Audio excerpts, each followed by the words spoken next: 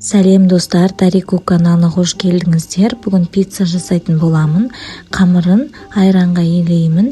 Ол үшін бізге жылы су, айран, сұйық май, жұмыртқа, ашытқы, қант және тұз керек болады.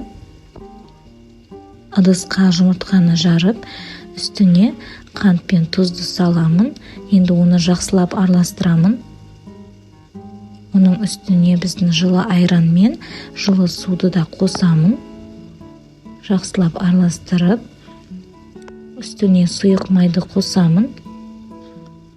Және ашытқы мен ұнды да осы жерде қосып, жақсылап араластырамын.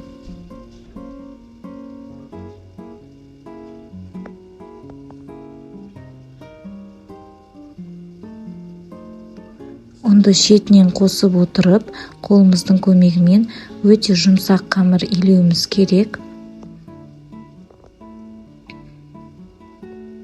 Міне біздің қамырымыз дайын. Міне қолымызға жабысып, солай болып тұруы тиіс. Енді бұны 1 сағатқа жылы жерге бетін жауып қойып қоямын. Енді салмасын дайындай беремін.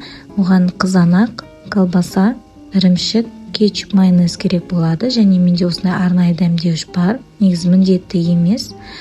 Енді колбасаны осылай жұқа етіп турап аламын. Қызанақты да дәл солай жұқа етіп тураймын. Ал біздің қамырымыз да дайын болыпты. Осылай 2 есеге көтерілді. Енді бұны 2-ге бөліп аламын. Бізде сонда 2 пицца шығатын болады. Осылай күршелеп қоямын. Енді оқтаудың көмегімен қалыңдығы 1 сантиметрдей қамыр жаямын. Енді противеньді майлап, оның үстіне қамырды қолымыздың көмегімен жақсылап орналастырып шығу керек.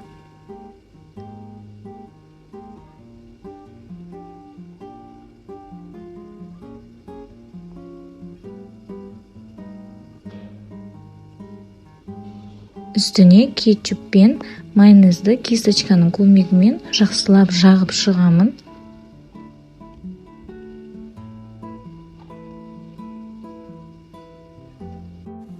Енді осы жерде дәмдеуішті де сеуіп жіберемін. Оның үстіне колбаса мен помидорды да қойып шығамын. Енді 180 градусқа 15 минутқа пісіріп алу керек. Одан соң шығарып, ірімшікті сеуіп, тағы да 5 минутқа пісіріп аламын. Міне біздің пиццамыз пісіп шықты. Менде үйде бар ірімшікті салдым. Ол созылмалы болып шыққан жоқ, бірақ ол қатты маңызды емес. Әрине моцарелла болғанда бұдан да созылып шығар еді, бірақ ол дәміне еш әсер етпейді. Бастысы қамыры жұмсақ өте дәмді болып шықты. Егер менің видеом ұнаса, тіркеліп, лайк басып кетіңіздер. Астарыңыз дәмді болсын.